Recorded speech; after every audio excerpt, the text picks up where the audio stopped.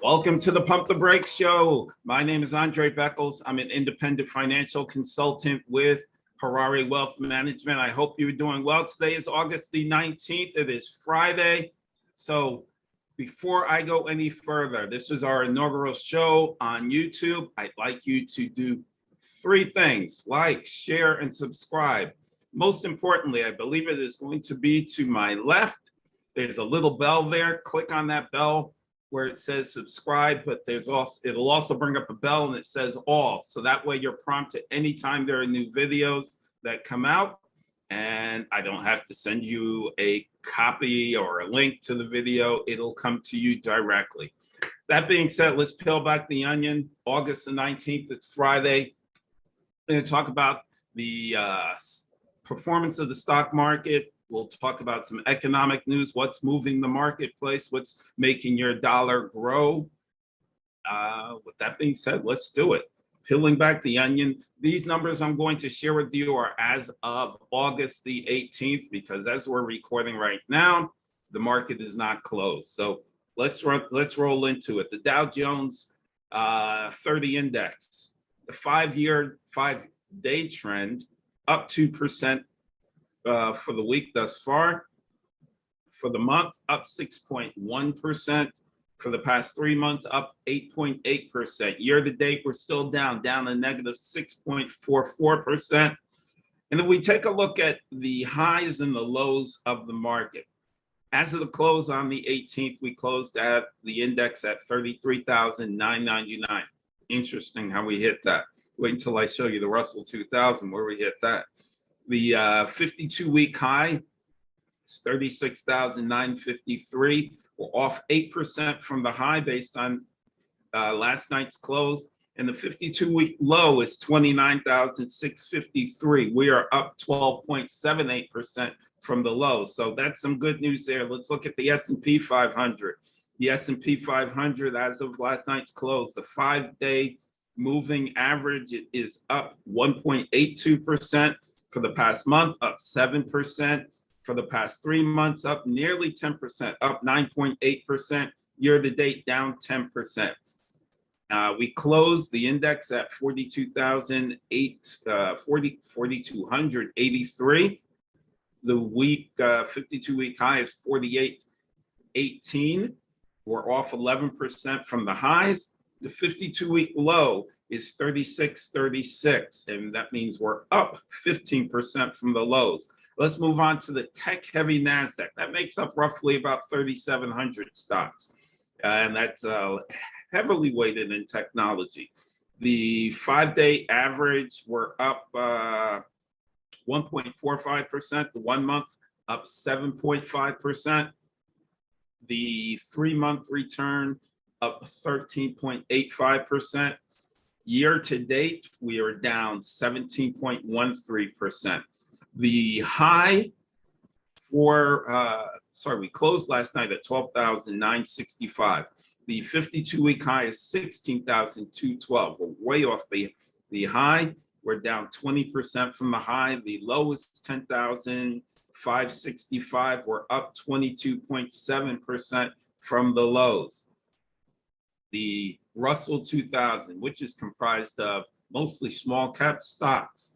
And with that being said, I said it's going to be interesting. Where did that close yesterday? Closed yesterday at the index itself at 2,000. Very weird, but very apropos.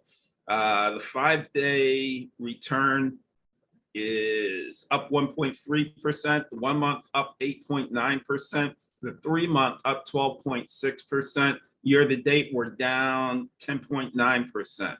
We are off the highs. The high for the index, I told you it closed yesterday at 2,000. The high was 2458.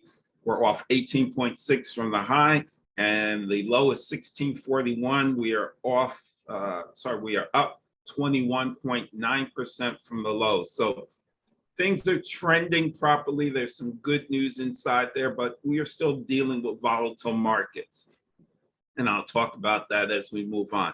Let's jump into the bond market. I always like to say, when I got into this business, I didn't care about the bond market at all. There were some brokers or assistants that paid attention. All I cared about was stocks.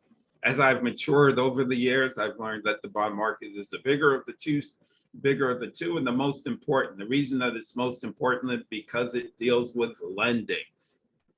And when we talk about lending, we talk about interest rates. So we're talking about the US Treasury bond market. So that means anything dealing with mortgages, student loans, credit cards, am I leaving out credit cards, mortgages? I have a brain freeze. Anything where that's interest rate related, so dealing with lending. So if we take a look, and this is as of today, 1:59 on August the 19th, the 2-year Treasury at 3.27, that's the yield. The 5-year at 3.11, the 10-year at 2.98, and the 30-year at 3.22. If we look at this, we're still seeing what I call an inverted yield. And the reason that I call it an inverted yield, because inverted yields occur whenever their short-term debt instruments have higher yields in the short term than the long term of the same credit profile. So if we're looking at the short-term rates for the 2-year versus the long-term rates for the 10-year US Treasury, we're noticing that the 2-year is at 3.27. That's higher than the 30-year, 3.22. Not that much higher, but higher. If we look at the 5-year, that is at 3.11, much higher than the 10-year at 2.98. So that's what we're seeing. If we look based on last week, the yields are higher. Yields have been all over the place. There were reasons, of course, yields were much lower a year ago. Just about a month and a half ago, as the Fed was raising interest rates, we also started to see a dive in interest rates because of the bond market. And that was only because it's noticing certain economic data that comes out that says, hey, the economy is cooling off in different sectors. Not all sectors, but in different sectors. So some people that decided that they weren't going to buy a home, they backed off, but then some have come back when they started to see the yields drop. But we're definitely, even if you look at, mortgage rates, we're definitely looking at higher rates, roughly about 2 points higher than where they were at this time last year. So interest rates, meaning it deals with absolutely everything when it comes to borrowing. So I said credit cards, student loans, mortgages, bank loans, anything that deals with interest rates and your borrowing money. Western crude, we're talking about oil. So as I look at this, I took the oil prices. This is as of last night's close, and that being August the 18th. We were about kind of flat coming into it at about 2 o'clock this afternoon, but it's actually been all over the place. Oil has been up. It was down dramatically. It was up dramatically. It's definitely having its ebbs and flows dealing with whichever way the markets are moving today, but definitely off their highs. If we look at a barrel of oil as the close of last night, we were looking at $90.63. That's according to the NYMEX, that's the Mercantile Exchange contract for September of this year. The 52-week low is $61.74 a barrel. The high is $130.50. So we're definitely off the highs. If we look at the 5-day return, down 1.37%. The 1 month down 4.7%. The 3 month up 19.6%, and the 1 year up 20.17%. So that's the Western crude. And why is oil very important? Not to belabor but so much, but it integrates itself into everything that we deal with in the economy, whether it be in the manufacturing or the transportation of goods and services. So that covers a lot of our economy. Let's look at the AAA national gas pricing. So this will provide us with our national average for regular gas at $3.92 as of this morning, that being August the 19th per gallon. Last week it was at 398, a month ago at 450, a year ago at 318. So we're definitely off our highs. For most people, we're seeing it around $5. And it has helped just a little bit in consumer sentiment, just a little, so to speak, because the higher the price in gasoline, that definitely adds to inflation and actually curtails a lot of the things that people do on a day-to-day basis. You will either buy less gasoline, you will travel less, and as I said, it curtails what we do. So let's get into the economic news, the mover and shakers, things that are top of mind, that are challenging or helping the markets move forward or pulling them backwards. So what are some of the keynote things? As I just touched on, inflation, recessionary fears. When I talked about higher short-term rates and inverted yields, those are, as I've told many clients before, those are what are called inverted yields, are kind of like your canary in the coal mine. They kind of give you a notion of either being in a recession or a recession possibly coming.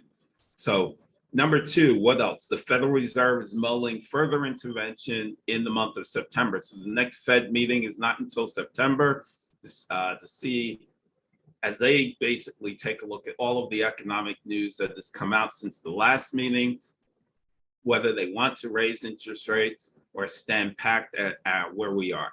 With inflation being at 8.5 and their target being around 2 to 3%, there's a great possibility of there being continued intervention. The last rate hike was up 0.75%, so was the previous, and that is being done to curtail the hot economy.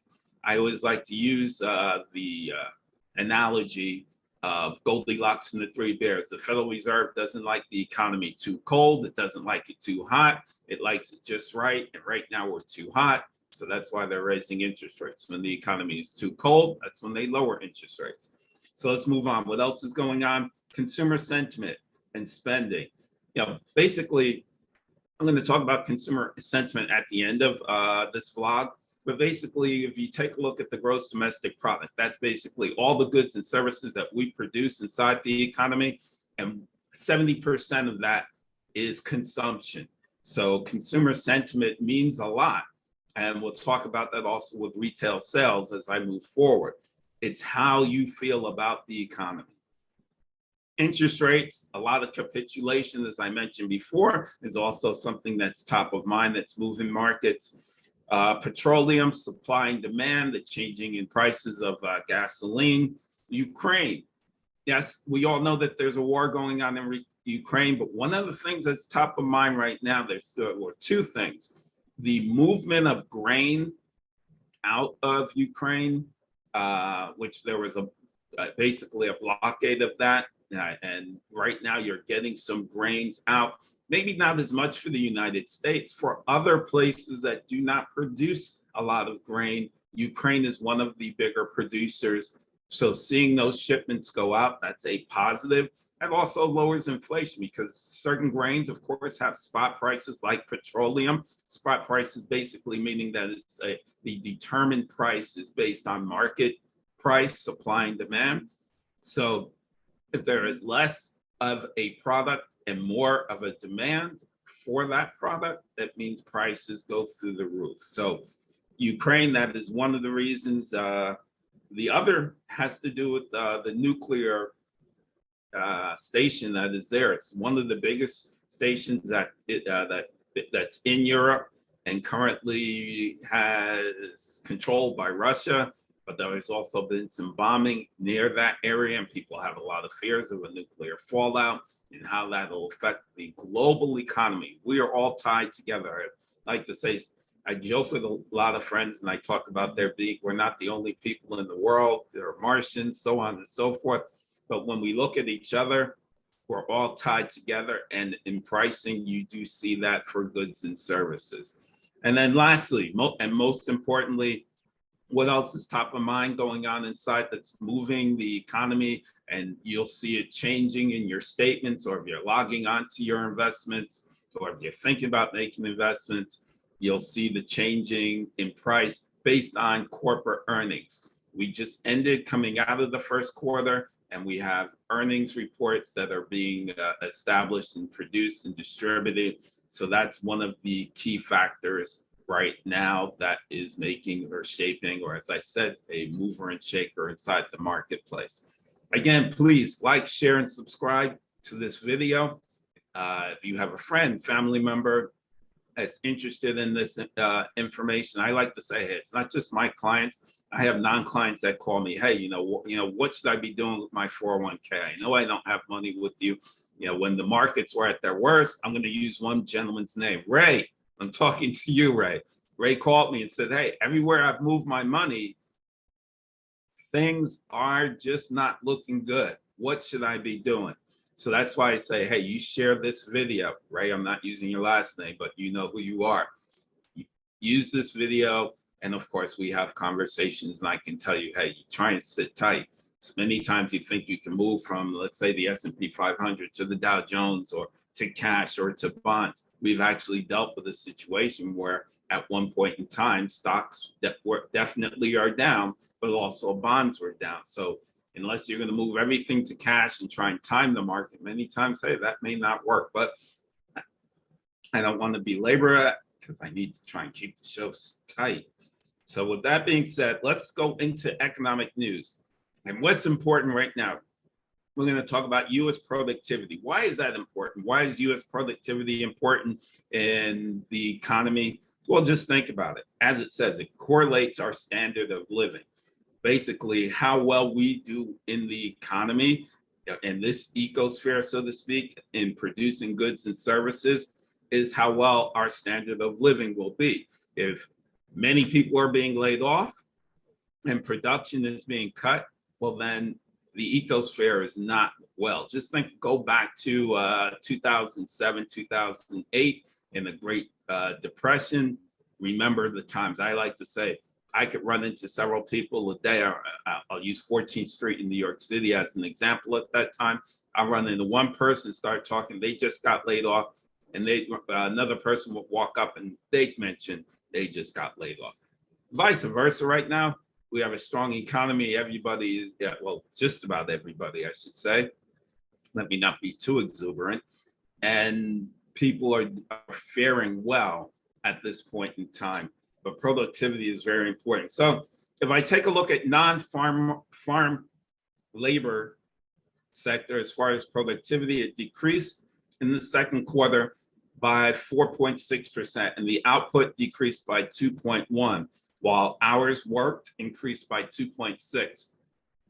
I'd like to say hours worked, more people are going back to work, so you're seeing that number increase over time.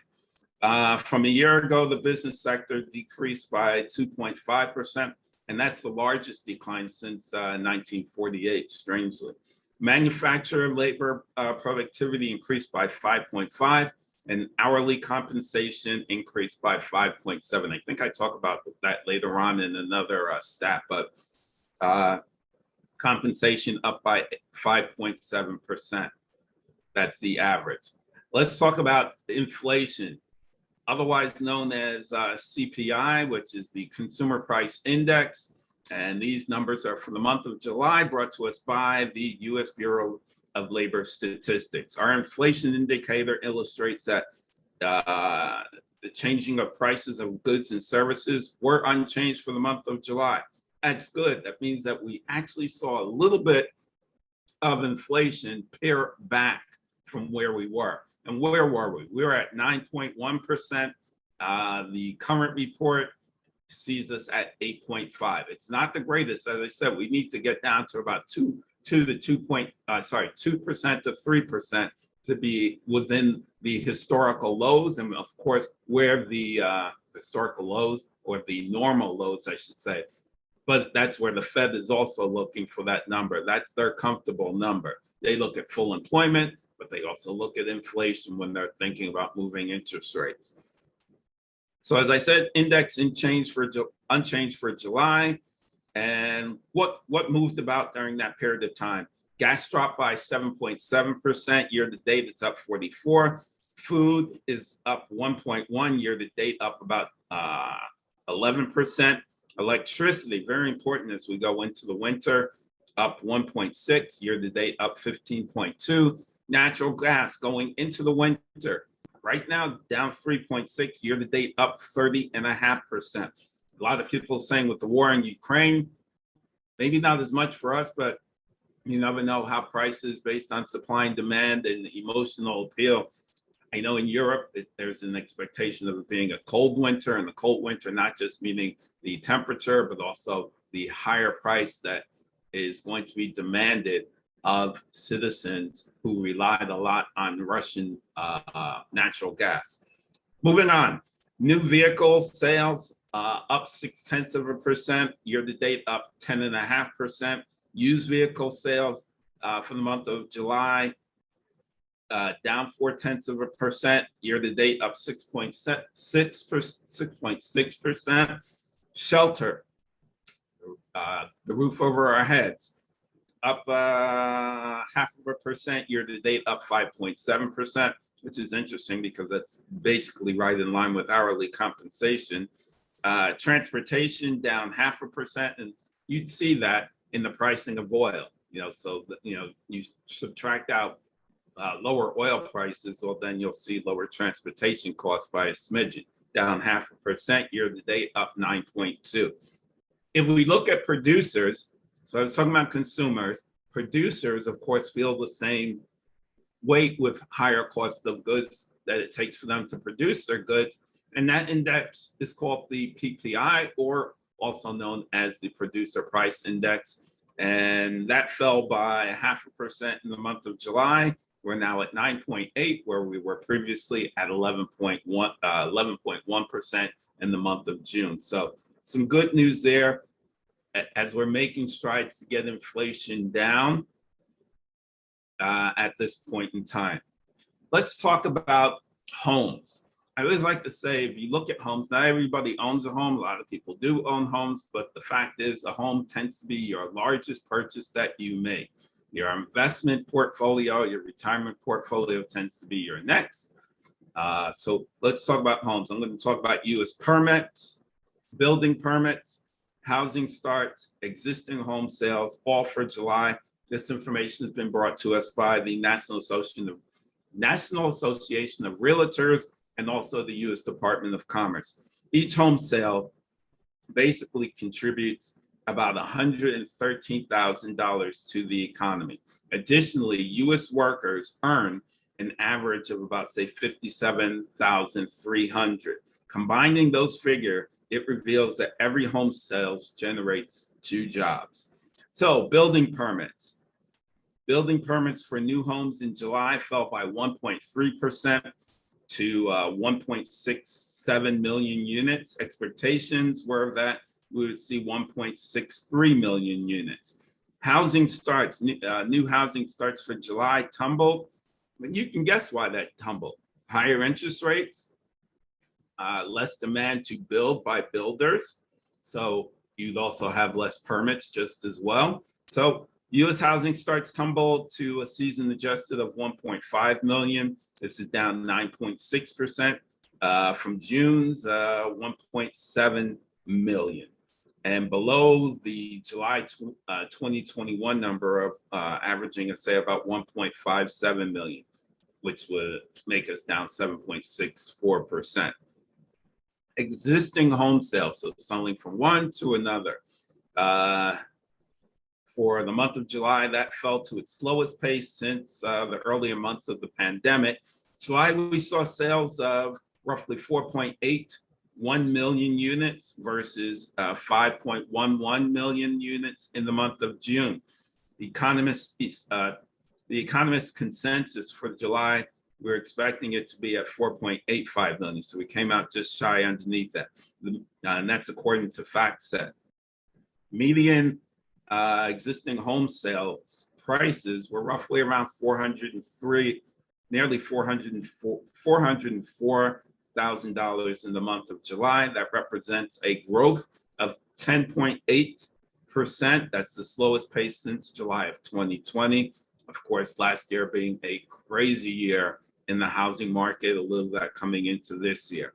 The housing market has been slow due to higher interest rates, fears of a recession, higher mortgage rates, which has cooled demand. People have either decided, A, the house costs too much, the interest rate, pardon me, I do have something in my throat.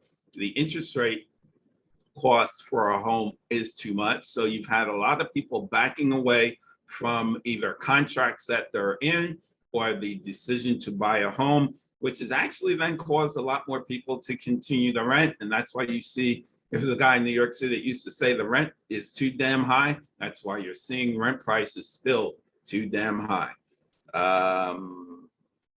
Home builders, just as well, are very pessimistic about the industry right now. So they have slowed down their building, not as much because of the input costs, just because of where the economy tends to be looking at this time.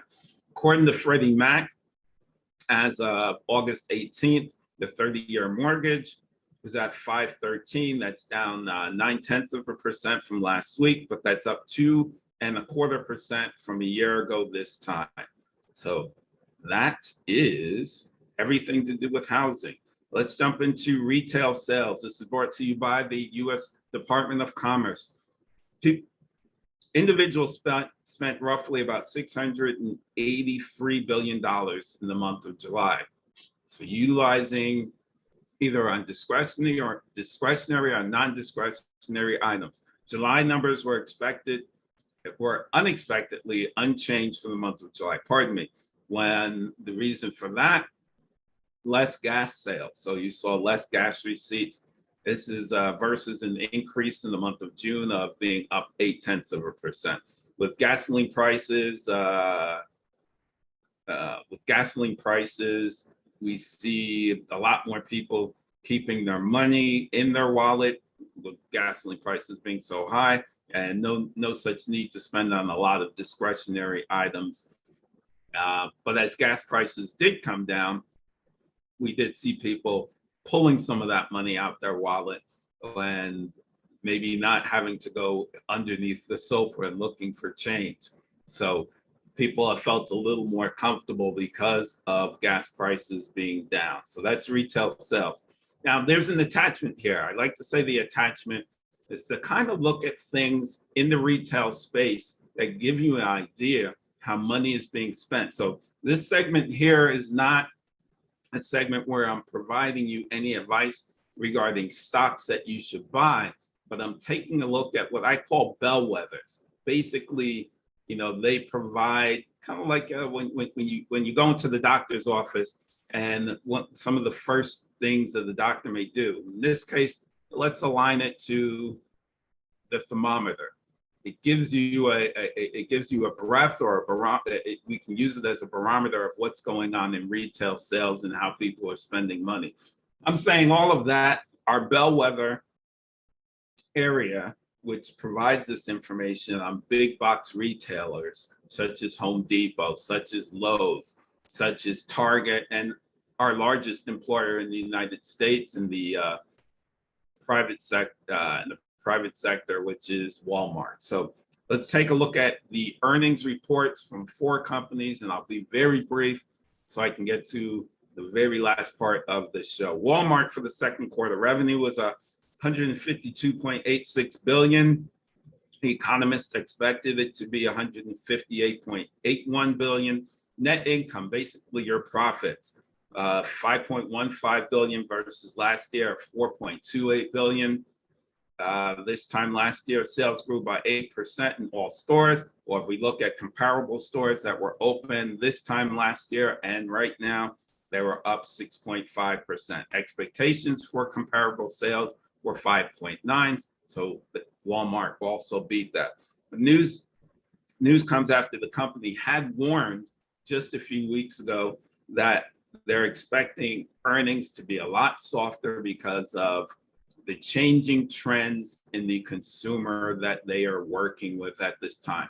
Although they are seeing a lot more customers, high-end customers, people that earn, let's say, $100,000 or more that are coming in because they're more cost conscious, they still have expectations of their earnings being a lot softer because of the changing spending habits of consumers in the US economy, and of course, of there being either a light recession or a heavy recession. We don't have a crystal ball of how things will pan out, but that is what they are looking at this point in time.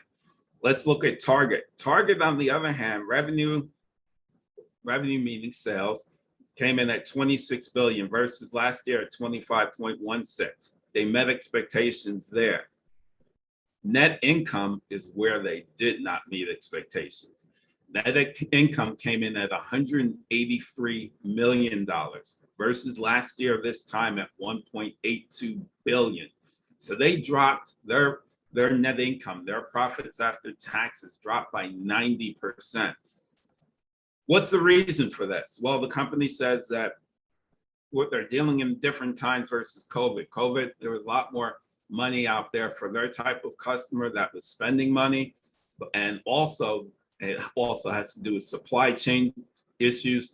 Haven't talked that much about that, but supply chain issues where a lot of their goods and services came in late.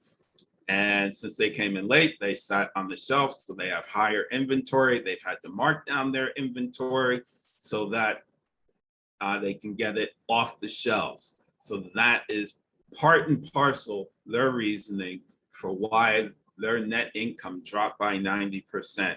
And of course, the changing habits of consumers, as I've mentioned previously. Home Depot second quarter saw lower traffic. However, they saw greater traffic, lower do-it-yourself traffic, individual traffic, but they did have better traffic from their commercial side, where they didn't have as many contractors, but when they did have contractors coming in, they spent a lot more money. So they definitely beat their number. Their revenue number came in at 43.8 billion versus expectations, 43.36 billion. Last year, they did 41.12 billion. Net income, their profits after taxes, 5.17 billion versus 4.8 billion. So that's up 7.6% from last year. That's enough about Home Depot. Lowe's, on the other hand, had mixed results. In their case, again, they saw more increased traffic from their contractors, less from the individuals or your do-it-yourself traffic versus last year this time. And revenue, revenue, 27.5 billion versus 27.6 billion last year. Expectations were for 28.12 billion. So they're off their expectations in their sales / revenue. Net income just about flat at 3 billion versus last year at 3.02 billion. So that is Lowe's. That gives you a little peek at the bellwether retail big box stores and how people are spending their money. Initial jobless claims. This is provided to us by the U.S. Department of Labor, and these are the numbers for the close of business as of August 13th last week. Initial jobless claims are basically people filing for unemployment for the first time for their benefits. And in this case, the total was 250,000.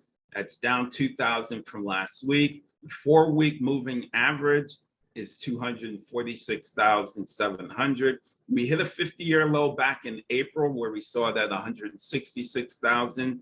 The Fed watches this as well as unemployment in its entirety, as I mentioned earlier, because it is a key thing that they look at when looking to see where inflation is and also, of course, unemployment. Unemployment right now, based on the July report, unemployment was at 3.5%. So definitely looking good there, whereas we still see a hot job market. If we look at the July unemployment number,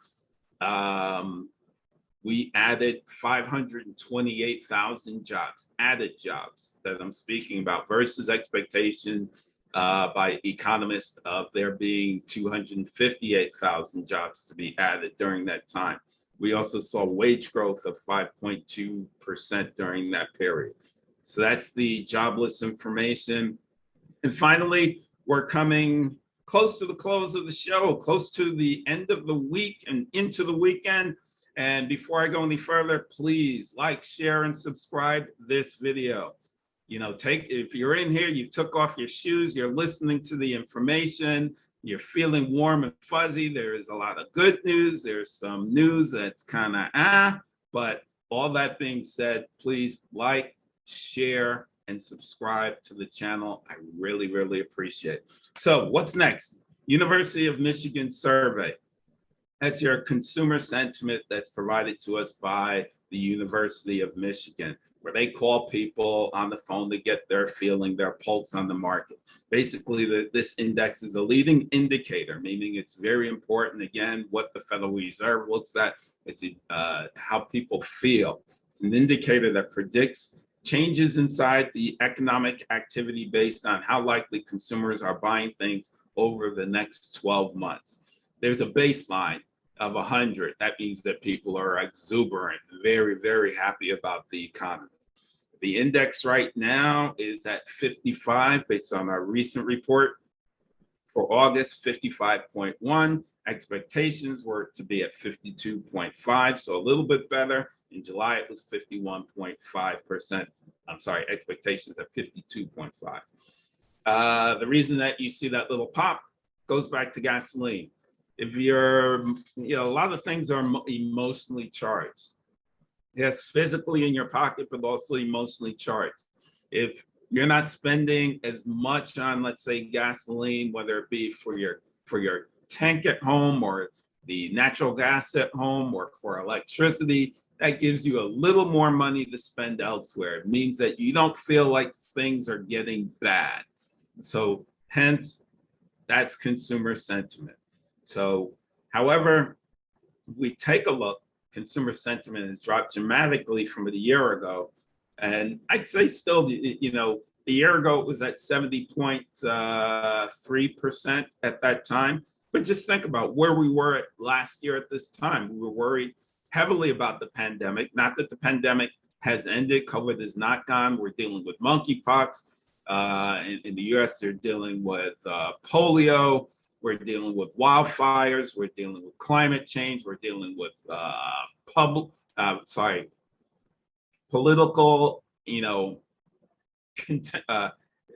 was going to use a word, but you're dealing with a lot of controversy on the political side.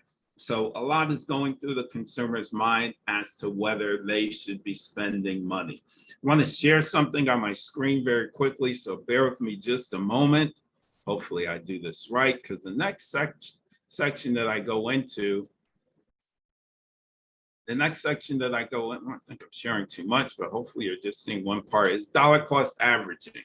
So depending on how this is looking, hopefully you're seeing it, but I'll read it out to you. Basically, this is a dollar cost averaging, I like to say, is an opportunity. It's a strategy for the week that I'm sharing with you for consumers.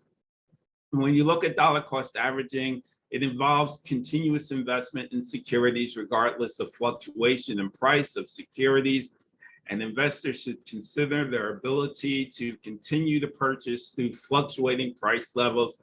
Such a plan does not ensure profit and does not protect you against loss in declining markets. Pardon me. I didn't think I was going to make it through the show without coughing. So if you look at dollar cost averaging, the reason that I say everybody, all of my clients, I ask them to do it. If you're investing for retirement purposes, you may be doing it at work already. Just think about every time if you have a 401k, 403b, 457, whatever type of retirement plan at work that you may have, every time you get paid, whether it be weekly, monthly, money is going into that retirement plan from your wages. And your employer may be matching money and allocating some of those funds inside there. So every time that is being done, it's buying more of the securities inside that portfolio. Just as well, if you have a retirement plan away, let's say your IRA, or it doesn't even have to be a retirement plan. It could be a non-retirement account where you're constantly wanting to pay yourself to increase your nest egg. Basically, you may be doing that on a monthly basis, a quarterly basis, a semi-annual basis, an annual basis. You're just buying more of whatever securities that are inside that portfolio and paying yourself. So that's an indication of, or that's an example of dollar cost averaging. So I say, especially when we're dealing with down markets, it many times allows you to pick up more shares at a lower price during that time. You're being a little more opportunistic during that time. Doesn't mean that the market won't continue to go down, but it just means that you're buying more shares during the time of the market being down, and it may help you in the long term. Doesn't guarantee, but it may. And that is the scheme that I wanted to share with you today. Again, this is the Pump the Brakes Show. My name is Andre Beckles. I am an independent financial consultant with Harari Wealth Management. That is my firm. I want to thank you for listening to the show all the way through the end. But most important, again, I will say like, share, and subscribe to the show. There's a little bell. I'm hoping it is to my left. You click on it. It will let you know if you have the YouTube app on your phone or on your computer, anytime there is a new show posted. If not, of course, I'll just keep sending it to you so that you know, but it helps so that you'll have it ahead of time, like many people utilize YouTube for different reasons and they look at their shows. All that being said, it's Friday, August the 19th. I hope you have a great weekend. Peace be unto you and your family. Until we speak again, take care. Cheers.